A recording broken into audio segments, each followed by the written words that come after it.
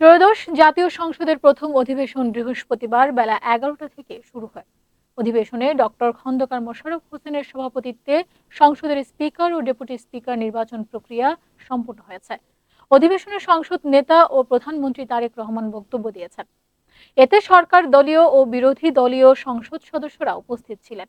প্রথম অধিবেশনে রাষ্ট্রপতি, প্রধানমন্ত্রী, সংসদ সদস্য, বিদেশি কূটনীতিক এবং বিভিন্ন রাজনৈতিক দলের নেতা ও গণ্যমান্য ব্যক্তিরাও উপস্থিত ছিলেন।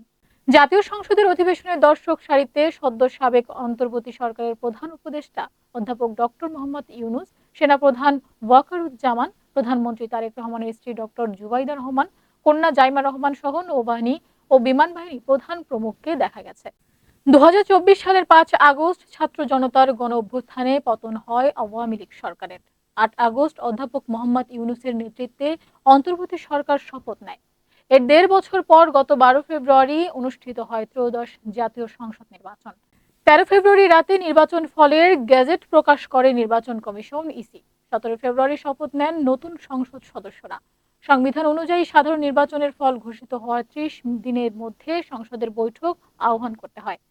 নির্বাচনের ফলাফল ঘোষণার ১ মাসের মাথায় আজ ত্রয়োদশ সংসদের প্রথম অধিবেশন বসে। ত্রয়োদশ জাতীয় নির্বাচনে ডক্টর ইউনূসের উপরে ভরসা রেখেছিলেন ছাত্র জনতা। ১৭ বছরের অপশাসনের পরে সবাই একটি সুষ্ঠু নির্বাচন চেয়েছিলেন। তবে এই নির্বাচনকে নিয়ে তৈরি হয়েছিল নানা সমালোচনা এবং বিতর্ক। ১১ দলীয় জোটের নেতারা অভিযোগ তুলেছিলেন নির্বাচন কারচুপি হয়েছে। সে সময় কারচুপির একাধিক ভিডিও এবং ছবি সামাজিক যোগাযোগ মাধ্যমে ভাইরাল হয়েছিল। এরপর থেকেই ছাত্র জনতার কাছে প্রশ্নবিদ্ধ হন সাবেক প্রধান উপদেষ্টা ডক্টর ইউনূস। কিছুদিন পূর্বে সাবেক উপদেষ্টা অ্যাডভোকেট রেজওয়ানা হাসানের একটি সাক্ষাৎকার ঘিরেও তৈরি হয় নানা বিতর্ক। তবে সবকিছু পেছনে ফেলে ত্রয়োদশ জাতীয় সংসদ নির্বাচনের প্রথম অধিবেশনে উপস্থিত হন ডক্টর মোহাম্মদ ইউনূস। এ সময় তার পাশে দেখা যায় প্রধানমন্ত্রী তারেক রহমানের পরিবারকে।